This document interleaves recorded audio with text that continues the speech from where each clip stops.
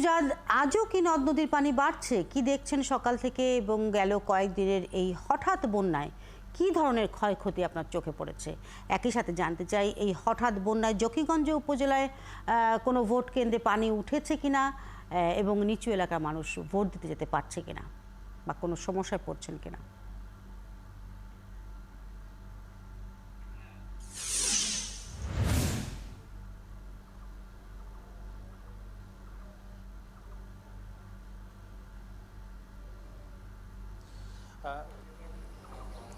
শিল্পী, দেখুন, আজকে কিন্তু আমরা সবশেষ পানি উন্নয়ন বোর্ডের তথ্য অনুযায়ী যেটা জেনেছি যে সিলেটের কানাইঘাটে সুরমা নদীর পানি যদিও বিপদসীমার উপর দিয়ে প্রবাহিত হচ্ছে, তবে কিছুটা কমেছে।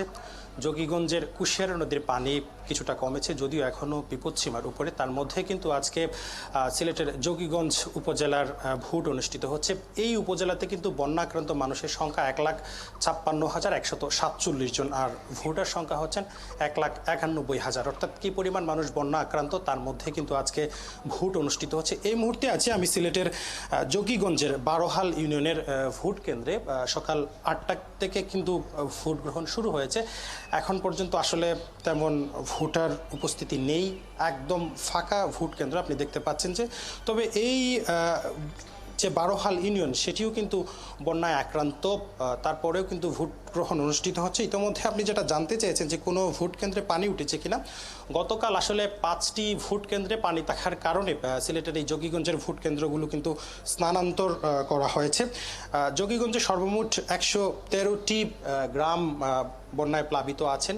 সেই 113টি গ্রামের যে সকল ভোট কেন্দ্র রয়েছে সেগুলিতে কি পরিমাণ ভোট গ্রহণ অনুষ্ঠিত হবে সেটা এখন আসলে বলা যাচ্ছে না। বেলা বাড়ার সাথে সাথে বলা যাবে। যে আপনাকে আমি জানি রাখি যে জকিগঞ্জের 9টি ইউনিয়ন সহ একটি পৌরসভার মানুষ বন্যা আক্রান্ত। আমরা একটু এই কেন্দ্রের একটু প্রিসাইডিং অফিসারের সাথে কথা বলবো। আচ্ছা, 8টা থেকে তো ভোট গ্রহণ শুরু হয়েছে, কি পরিমাণ ভোটার উপস্থিতি একটু বিস্তারিত বলবেন? সত্যি কথা কি, এখানে তো এমনিতে বন্যা কবলিত এলাকা, সব অধিকাংশ বাড়ি ঘরে পানি উঠে গেছে। যদিও এখানে একটু দিন কিছু কম আছে আপাতত পানি, তবে দিন আমরা আশা করতেছি ভোটার উপস্থিত হবে।